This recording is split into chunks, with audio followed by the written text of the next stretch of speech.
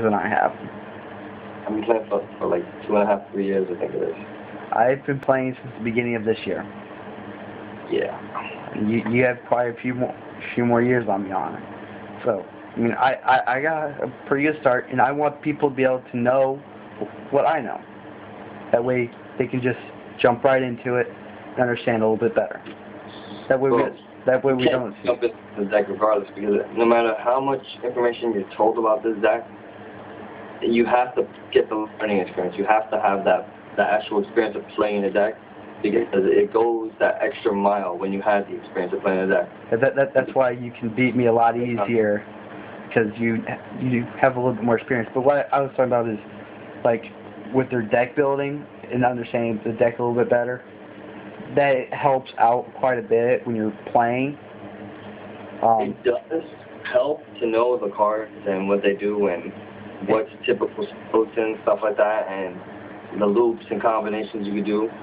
Yeah. But like I said, if you go onto a person who's a veteran and knows how to go up against the deck, they'll just get to the point, especially with an Avenger build, they'll get to the point where they'll just store you out until you have cards in your hand, and then what are you going to do? You have no more effects. 90% of your monster's effects and traps with some spell, depending on the build, are shut down. Yeah. But that's why I kind of like to have him late game, just to keep emptying my hand. But I still don't like it, but I understand, like I said to you when we had our match on DN, I understand the reason why you run him.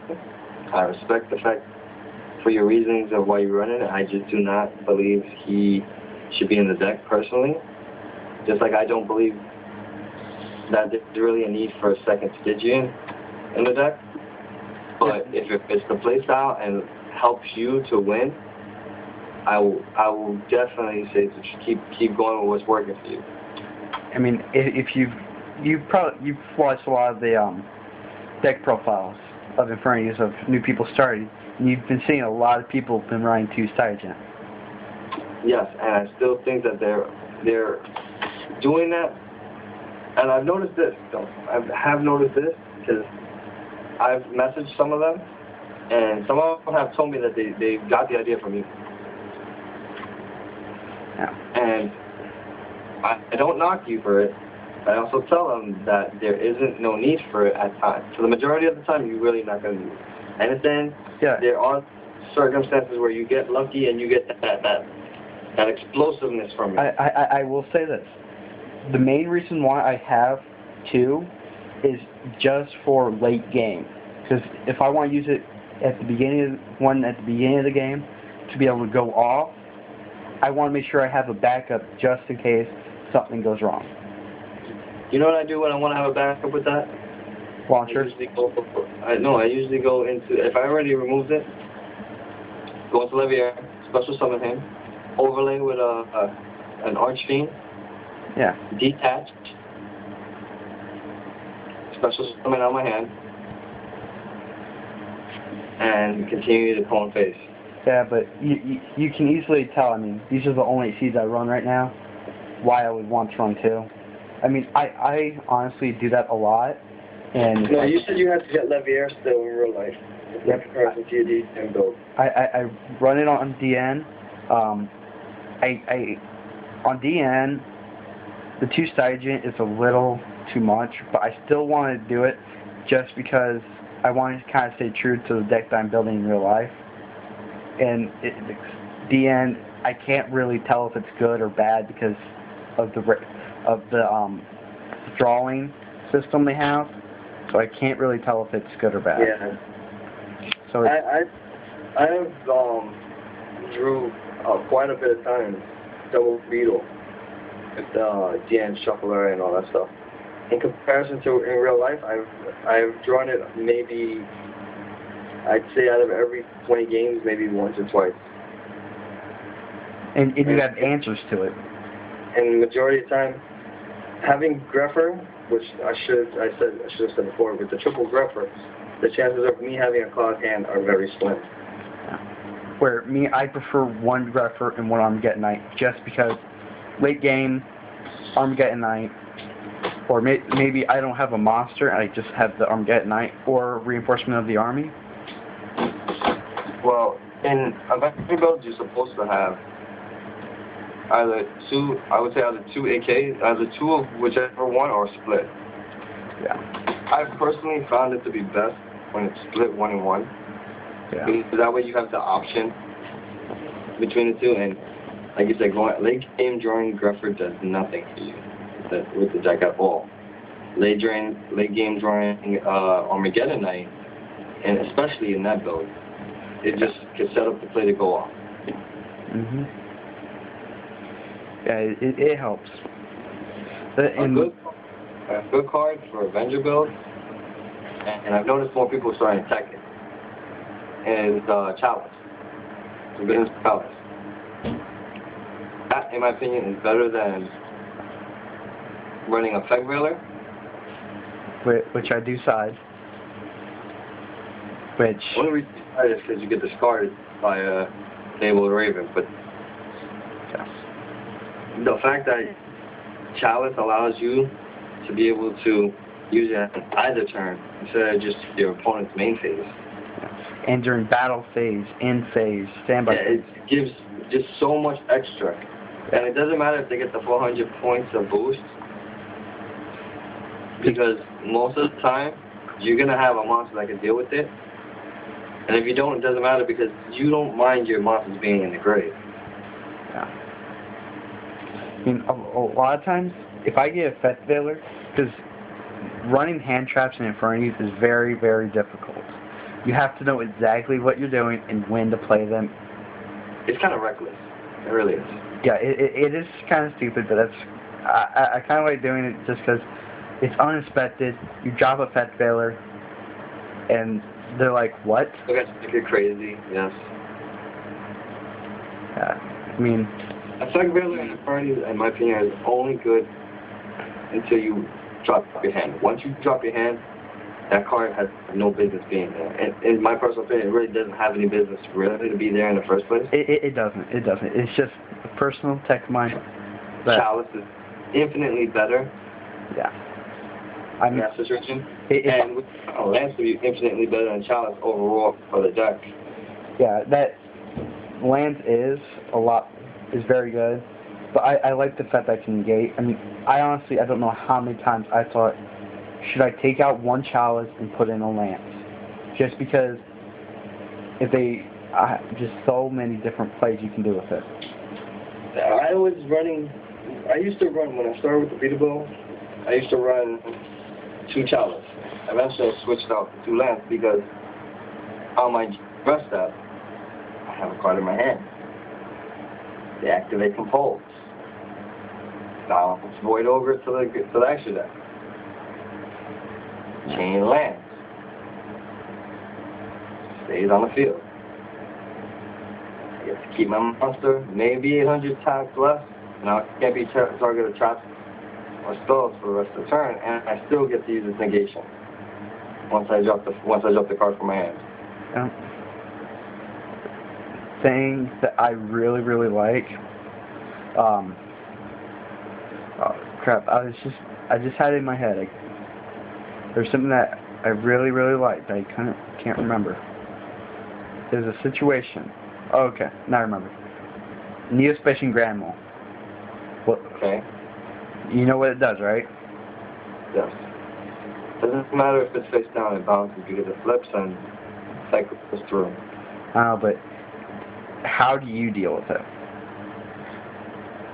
Do you just break it, Doom Dragon, or I mean, what if they just start Grand Mole looping you and you have no?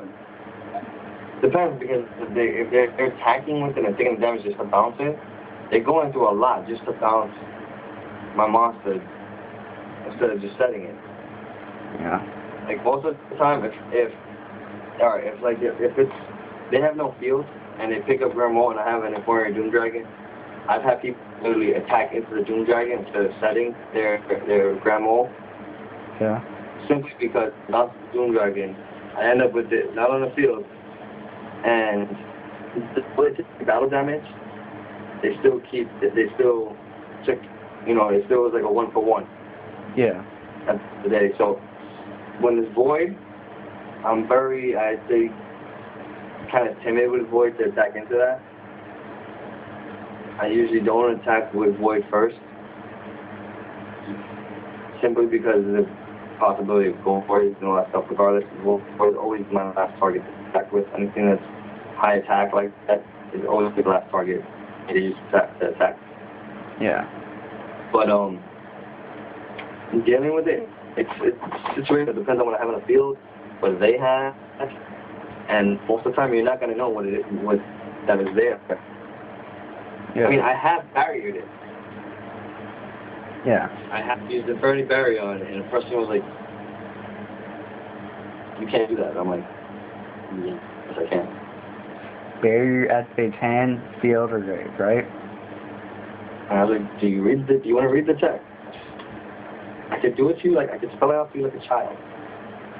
I'll take a picture and blow it up for you. How many different ways would you like me to show you that I could do it?" Maybe it's just playing bad players, or I don't know. But a lot of people don't know about Inferno, what Inferno barrier does, simply because of the fact that Inferno aren't played as often. Yeah. I barriered an effect that they activate from through the grave, and they were like, "You can't do that." And the judge, as they call the judge is like, "I don't want to embarrass you, but don't call me for something that's obvious as this one says in the text. The activation of an effect monster doesn't have to be on the field. It can be hand trap, it negates it, it can be this, so negates it." The guy got really offended and cursed the judge, and the guy got like the match was the last match, so the guy didn't say anything. But later on, I found out that the judge was judging another one of his matches, and the guy kept pressing out saying something, he ended up getting disqualified. Oh, wow.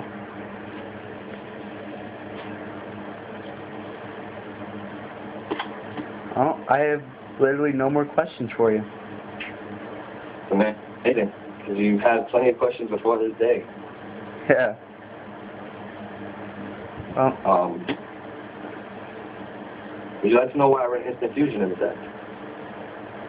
Well, yeah, I kind of want to know, because I kind of know a little bit because of the targets you use, and it could be an easy thing for a higher level and all that. So why don't you tell me the main reason why you run instant fusion? I use it mainly because of the fact that it's a free monster that I can use for exceeding or synchroing. There's been times where I've had only a beetle in my hand with an instant fusion and spell and trap. Set everything normal, bring out instant fusion, synchro into whoever, depending on what I have in the trap. And I'd have a 3,000 beater on the field. And instant fusion doesn't really hurt you because you go magical android. Yes. 2 turns and I get all the life back. Plus 200. Plus 200. If we have to be technical. Yeah. But it just works really well. And then the other real reason why I had it in was when I'm playing on DM, being able to go Grepper, discard, to set up, instant fusion, overlay, at the top deck, monster gate, special summon, search Archfiend, use remove Stygian. Remove Stygian, special summon, overlay, again, set up a second top deck, and you just literally start going off. And you have all three active. Not even, you don't even do that. When you do the special summon, you search for the second special, you search for launcher, set launcher, instead of sending the third top deck, you just do the other foolish burial on the body from him and send the grave necromancer, and then go, or another Archfiend, you pop it. You bring I'd say bring Archfiend to search for a barrier or a break.